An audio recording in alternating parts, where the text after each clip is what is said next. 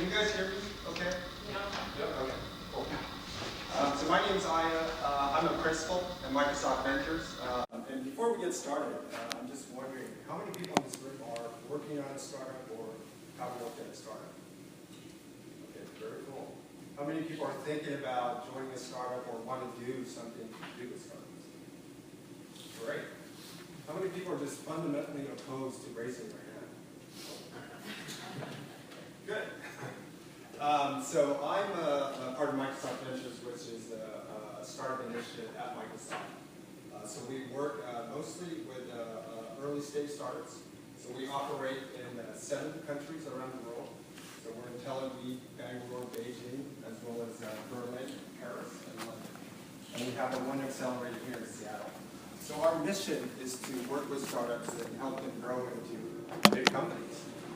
And we do this by empowering them with the tools, the resources, and the expertise so they can grow their business and keep their IP. This is not about trying to acquire the companies.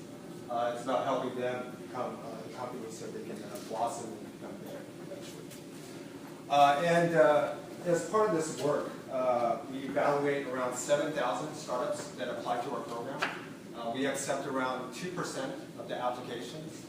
And because of this visibility that we have into what's happening in these different ecosystems across the world, we have a pretty good sense. I'm sorry.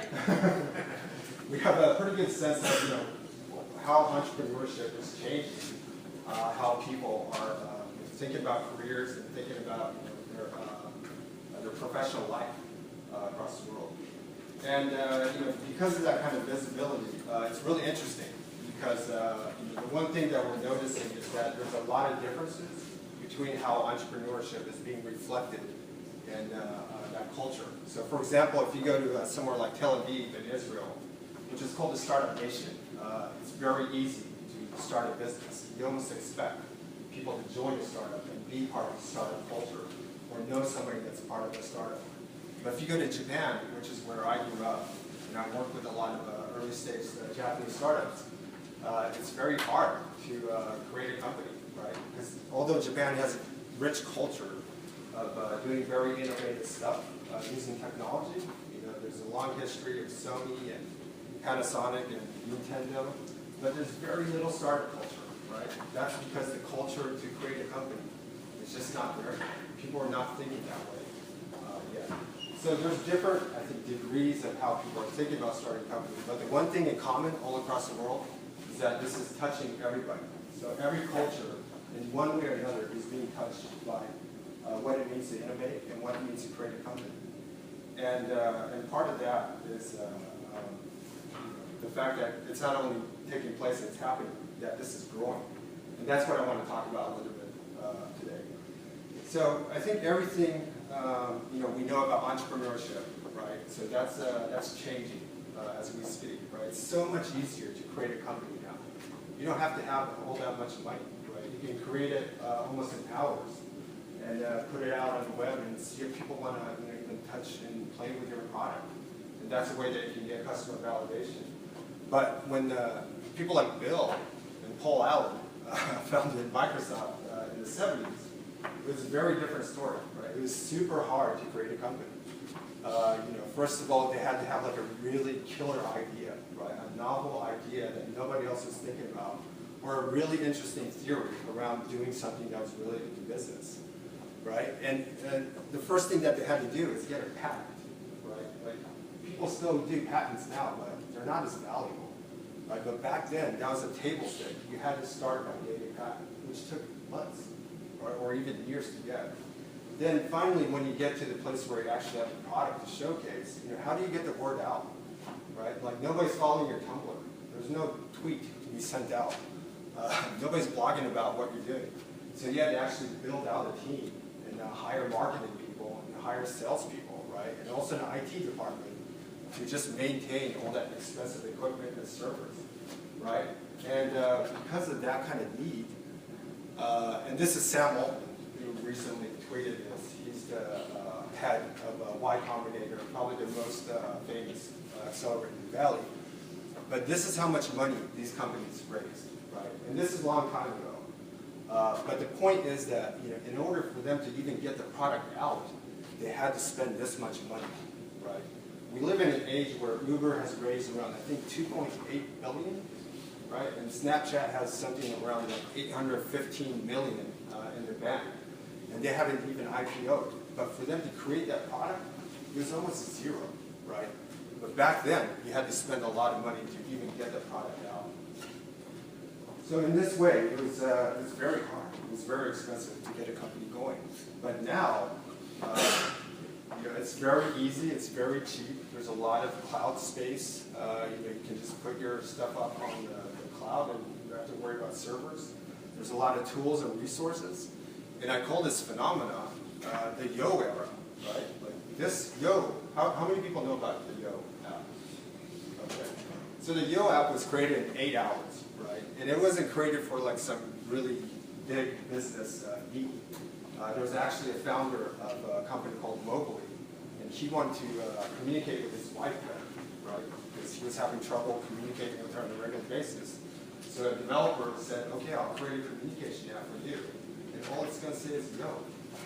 And this took 8 hours to build, and next thing you know, TechCrunch was talking about it. People wanted to invest in it.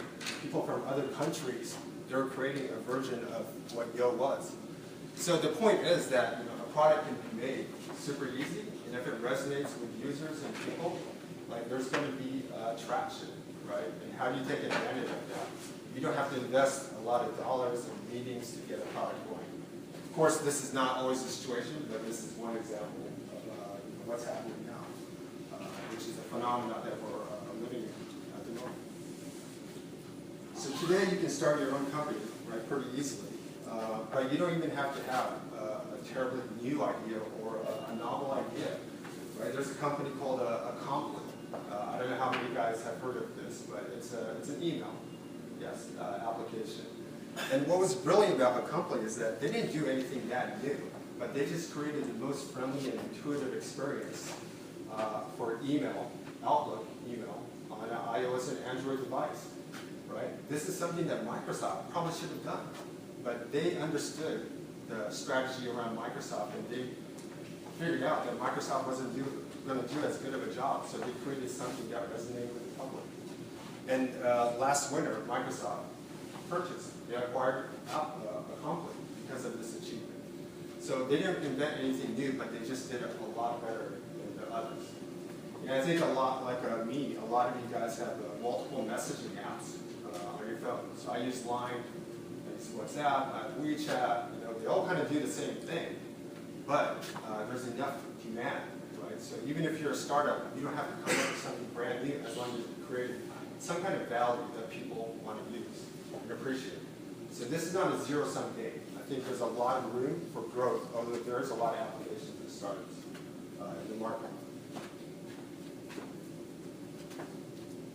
And I think the people that are building these companies, right? It's not just the people in Silicon Valley anymore. I think even 5 years ago, definitely 10 years ago, you had to be in the Valley, right? Or you wouldn't get any kind of VC money. They wouldn't take you seriously.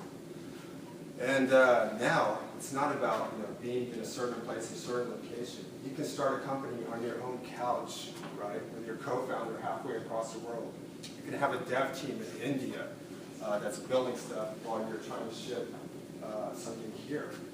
And in that kind of environment, you don't have to be a certain person or have even a certain skill set, right?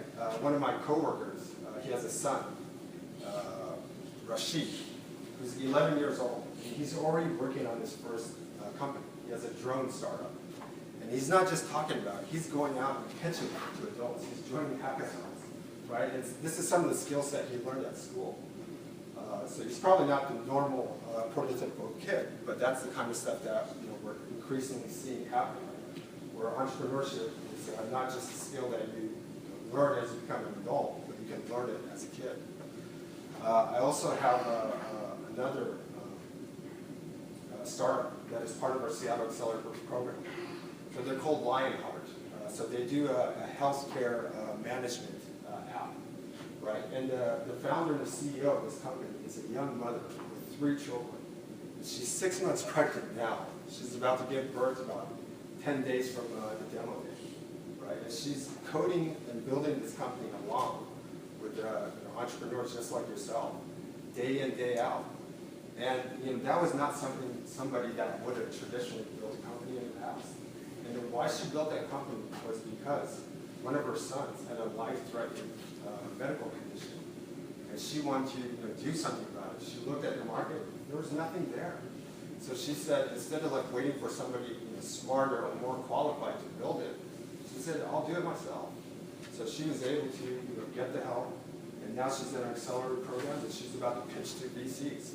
Right? So that's the reality of the entrepreneurship landscape today. It's changing rapidly, and it's not just about one type of people. And I think the big part of that shift is also happening in the universities. Right?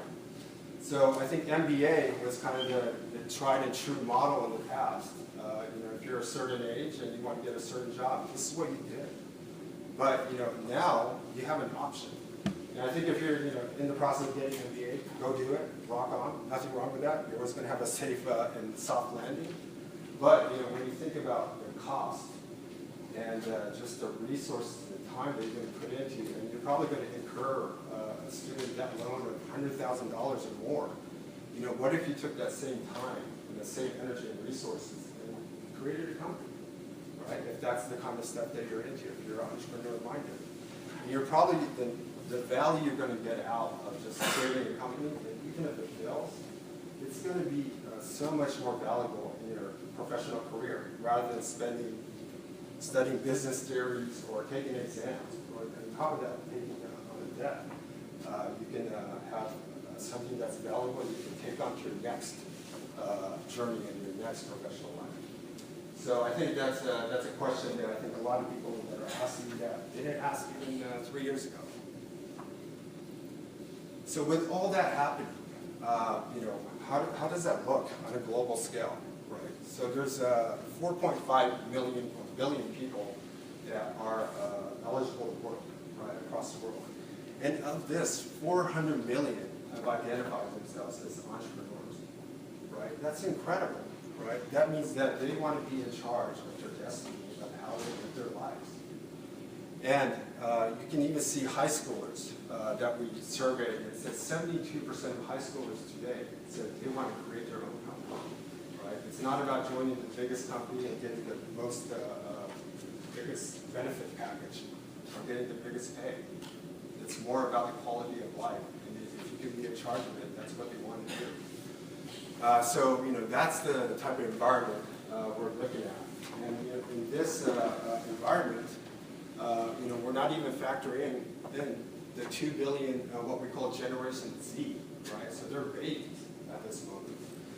But when the Generation Z joins the workforce, then that's 2 billion people, right? They're going to have a very different skill set than any of us do now, right? They're not only going to be growing up and using computers from the moment they're born, but they're probably going to understand basic coding. Right? They're probably going to understand what entrepreneurship is, and they're going to apply that skill to their work life.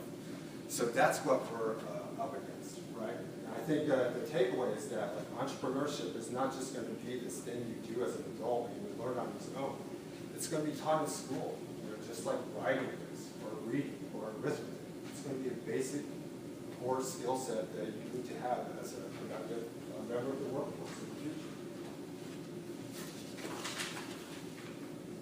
So, with this wave coming, right, so this is the transformation that I think we're already starting to see, but I think we're going to get to the point where entrepreneurship is going to be truly ubiquitous, right, where it's not just some people saying, yeah, I want to do this, and yeah, I know it's going to be hard, but I want to give it a try. I think it's going to be, you're either going to be an entrepreneur or you're going to want to be an entrepreneur.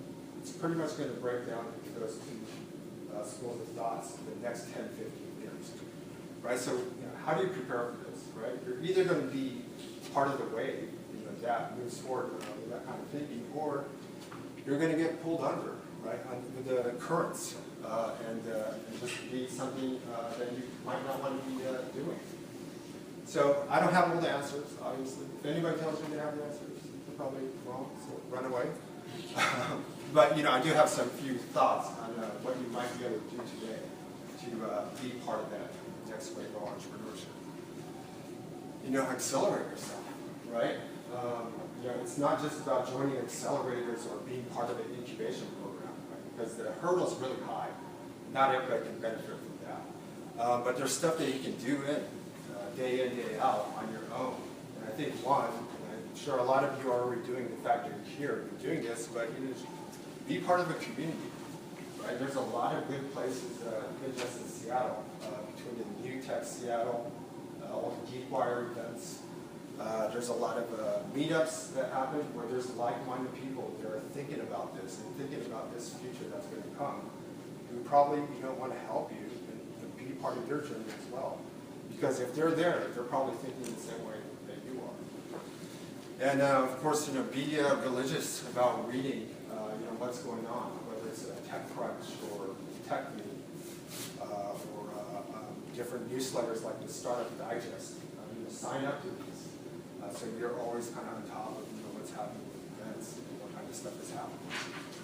And also, there's a lot of good books out there, from something like Eric Ries, the Lean Startup, right? This is the predominant methodology that people are using to build companies, right? And Peter Thiel from 0 to 1. That's a great book.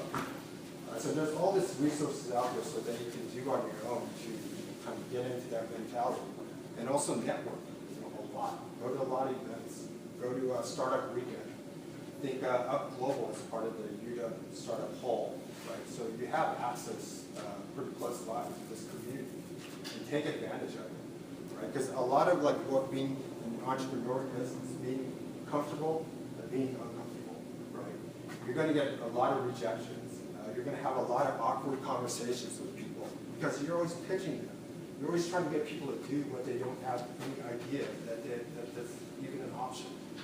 So how do you get into that mentality where you're always hustling and you're always pitching your idea, right? And the first place to start is to be with the people that are thinking that way. And another thing that you can do that I highly recommend is get a mentor, right? Talk to the people that have done this before. Seattle has such a rich environment because there's so many big corporations and there's so much talent. There's a lot of people that have accomplished a lot. And usually when you ask them, over coffee or beer, they're happy to do it. Right? The worst that could happen is they say no. But you have to remember, even the people that have accomplished something, there's a lot of value that they can seek from you. Because the currency of the innovation economy is information and ideas. Right? Just because you did something 10 years ago, it might not be relevant. So they want to talk to people that are thinking in different ways and new ways. And that's incredibly valuable to them. So always ask, what's in it for them before approaching them. And I think you'll be surprised by how receptive a lot of people are if they find that you're doing something interesting. And if you're working at a big company, so I've been at Microsoft for 8 years, but in big companies, nowadays especially, they should have some kind of innovation or entrepreneur initiative, right? So if you're looking to join a big company, ask the hiring manager, what are you doing for your employees that are trying to do something entrepreneur? And how do you support and celebrate that culture, right? And if they don't have a good answer, that means they're too slow to adapt. Or even worse, they don't know what's going on. And you don't want to be part of that kind of company, right? Because the way that the innovation economy has impacted just the corporate life in any kind of entity, regardless of what industry they're in, they've been touched in some way, right? And they've been impacted. If they don't feel that, and if they're not changing their behavior as an organization, there's something wrong. Because software has touched everything. It's changing everything and disrupting the way that things are being done. So make sure that you understand the organization that you're joining. At Microsoft, for example, there's an initiative called the Garage. So any employee or intern, for that matter, can go there. It's a big open space. They have a lot of resources, and they can just work on ideas, right? And actually make ideas into reality and ship it. Right? It's not even part of their core job functionality, but it creates that kind of environment where you can do entrepreneur stuff still within the rigors of corporate structure. Just seek out those places. And you know, start thinking about like how your place in the world tomorrow, right? So I think that the future CEO is going to be the chief entrepreneur officer, right? Whether you're at a big company or you're at a small company, right? You want to make sure that you're ahead of the curve. And I think in this kind of world that's going to come, you guys are, the fact that you're over here, you're ahead of the game. But once entrepreneurship is going to become a core skill set where everybody understands it's not something special, it's just going to be a common skill, you need to stand out, because that means there's going to be that much competition for the cool jobs, the right jobs, and there's going to be that much more fractured landscape in how products and services are built, right? So the fact that you're here and you're interested means you're ahead of the game. So try to stay ahead. So if you're already building something, just stay focused, be relentless, and keep asking yourself, is your idea big enough? Is it bold enough? Right? And if you're thinking about starting something or being part of the entrepreneurship culture, ask yourself what you can do today to be part of the entrepreneurship culture of tomorrow. Thank you. Any questions?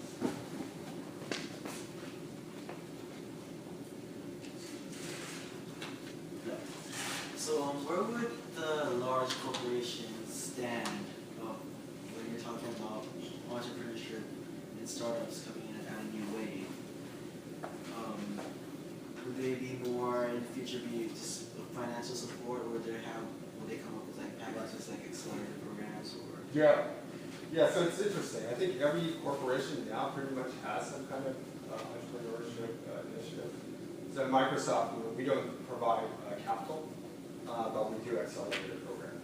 We also offer tool sets, free access to tool sets like Visual Studio and cloud computing credits. But you go to somewhere like Google, right? So they have Google Ventures, they invest a lot of capital, and we also offer different tools. So I think every corporation is kind of figuring it out as we speak. But I would say like every kind of serious company has some kind of initiatives that they're working on. And actually, I heard a number that there's more corporate-based VCs now, so like Google Ventures, Intel House, than there's traditional VCs, right? So everybody's thinking about it. McDonald's, they just opened up an incubation space down in San Francisco. I don't know why, but they have an innovation target, right? So regardless of what industry you're in, somebody's thinking about what innovation needs to be in that industry. Yeah, absolutely.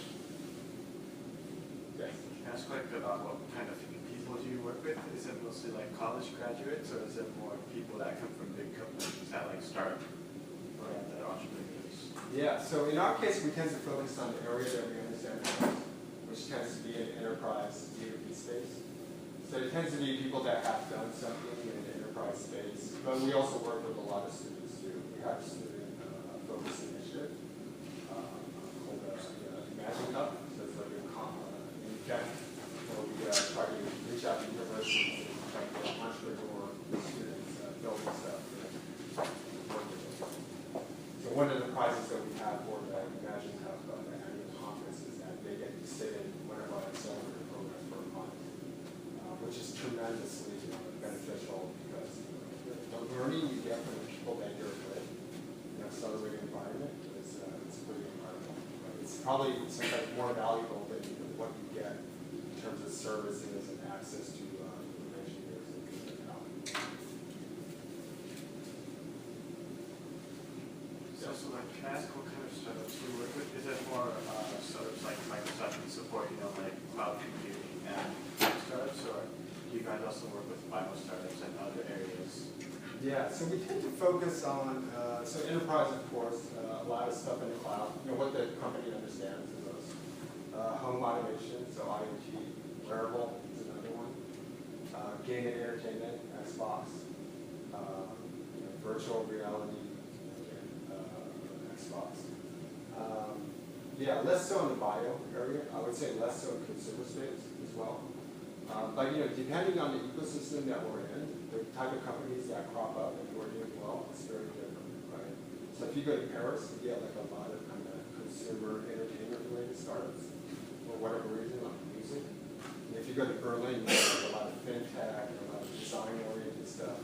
So we try to create a program that matches the ecosystem and their strengths. Right? So we're not just creating like a bunch of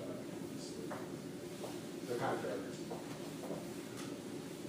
And usually it's early stage startups. It's a small team. What we focus on when we try to accept it into accelerated program is like you have the right team, which usually means minimally you have a technical founder and a business founder. Right? So we don't take on solo founders. And I think that's pretty much the case for most VCs and most accelerators. Because creating a startup is just so hard.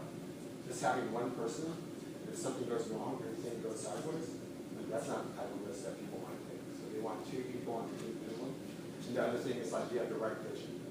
Right? In our case, we don't care about the platform. We don't care how you're building it. Right? If you're building for iOS or Android, great. As long as you're building something interesting and meaningful. So that's what we care about. So you mentioned about co-founders. I'm just curious. So for those people who are not in school now, and then they're interested in maybe entrepreneurship or maybe start up their own company, but it's hard for them to find the co-founder. Right. So how would you suggest them to do? Like where should they find co-founder? Yeah, so just talk to a lot of people. But there's also services or organizations such as Co-Founder Lab, right? So you can go there and say, hey, I'm looking for this kind of co-founders, and there's other co-founders that they'll kind of match make you. So there's a few of those type of organizations as well. So for those kind of organizations, do you normally like take an idea and then go there and then pitch others and then find a co-founder, or just go talk to them and then? Yeah, I think it varies. I think there's models like that, and I think there's other models where it's kind of like Match.com for founders, where you create a profile and say like, hey, I'm looking for this kind of co-founder, I'm into this kind of stuff. They'll match up. And of course, there's places like Startup Weekend, which I think is great. I don't know how familiar you guys are with that, but it's a place that you can go. It's kind of like a hackathon, but it's really a way that you can test out your idea and see how many people that you can get on board to create your idea and make it into reality. Right? So it's a nice testing ground that you can do to see if there's any kind of validation on your idea, and also who else believes in what you're doing. Because that's what you're ultimately doing when you're looking for a co-founder. Who can you convince enough to come along on the journey? Yeah, do you think entrepreneurship is it more of a learned skill or is it more of a personality? Because like what I heard is like only certain kind of people can become entrepreneurs, or do you think it's more something like that? It's a skill that you develop. Right. Yeah, no, that's a great question. Yeah, I think the previous notion around being an entrepreneur was like you have to be Elon Musk or Steve Jobs, right? So it's kind of like a super athlete, right? That kind of comes out of nowhere and kind of does it on their own, right? It's like a Mark Zuckerberg would never go through an accelerator, right? So you have those, but those are anomalies. I think we're at a point where you can do a lot to get people up to speed on being thinking like an entrepreneur, thinking anomaly. So I like to think of this analogy around like I think entrepreneurship and just the startup space in general used to be based on a few really smart, brilliant people doing stuff, right? But now I think it's more of a team sport, right? Where you can have a lot of diverse skill sets, have a lot of people with different backgrounds participate, and still do great stuff. And I think that's where the world is going, because you can't just keep on building experiences for your friends, right? Which I think was kind of the Valley model, right? It's like a bunch of geeks saying like, hey, I want this because this is what I need, right? So they'll build it for my friends and they'll kind of like trickle into the rest of us. But I think now, it's like for a product to really, really scale, you have to think about like, does this appeal to minorities and females and people from different backgrounds than you? Because we're looking at a global market now, right? Like the iPhone, right? It was built for people in the valley, probably. But now you have people in Africa and other places using it in a way that we never expected them to do. So how do you appeal to that kind of usability and make it intuitive for people that was never designed to work for? So I think it's been democratized in a lot of ways.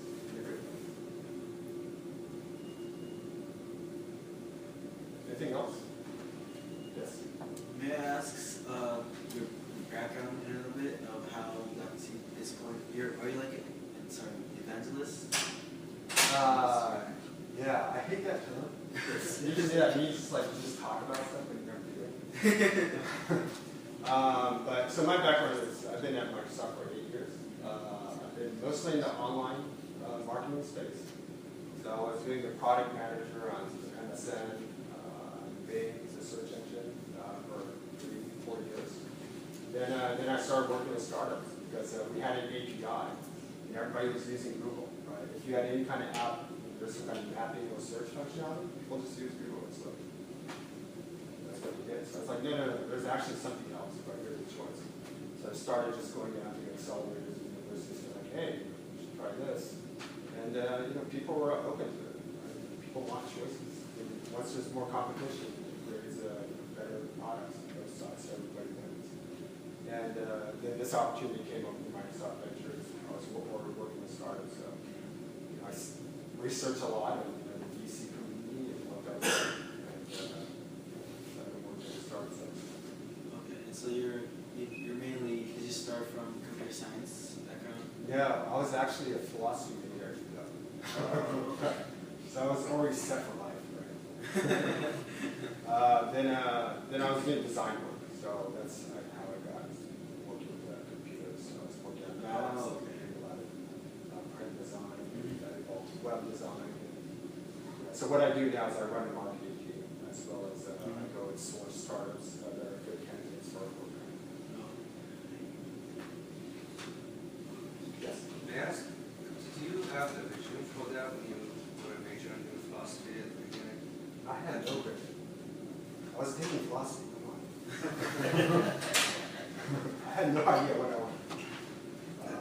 But I was always interested in, I think, critical thinking and how systems of thinking can apply to different settings. Because I think there's a way that you can learn how systems work and you can apply it to, even if you don't understand the space, you kind of figure out, like, okay, these are different levers and this is how it works. So that was kind of my fascination. That answers the question. I can see where it helps out. It helps like breaking down. Yeah, I'm going to go with that. That sounds smarter than how it's saying about it. Yeah, any other questions? Yes. Yeah. So I'm just curious, so because I have been in Silicon Valley for a while and I was helping my friend in Gracemont and then like both of us are not US citizens, not American. Right. And I feel I can tell that it's kind of difficult for non-American to raise a Gracemont from those VCs. Right. So from your experience, do you think that is true or is there any other concern that for non-Americans we should think about? Yeah, that's a great question. And I think even pitching, right, it becomes like a very how can I say English type of thing, which is unfortunate. So I think increasingly there's more VCs that are probably in those local markets, right? Because I think the mentality before is like you have to go to Silicon Valley where it's nothing period. I think to some degree that's still true if you want to raise like big money with a high valuation. But like the Beijing, right, the Chinese ecosystem, it's crazy, right? Like, there's a lot of VCs now, and they can't invest in that, so they want to invest in U.S. companies. So I guess I would try to see if there's a local alternative to raising money. And second, the VCs in the valley now, the days of them being able to say you come to the valley to build a company, I'll give you a check. Those are gone, right? It's even embarrassing for them to say that because the space has been just democratized so much. So I think I would start looking for those VCs that have international ambitions. And there's a few that are starting to think that way with satellite offices. I think Kleiner has an office in China now. Sequoia is starting to do something like that to kind of seek out those companies. And of course, a lot of angel investors are cropping up globally as well. So you don't necessarily have to take on VC money to build a company. Cool. Well, thanks a lot, guys. And if there's any more questions, let me know. I'll be around.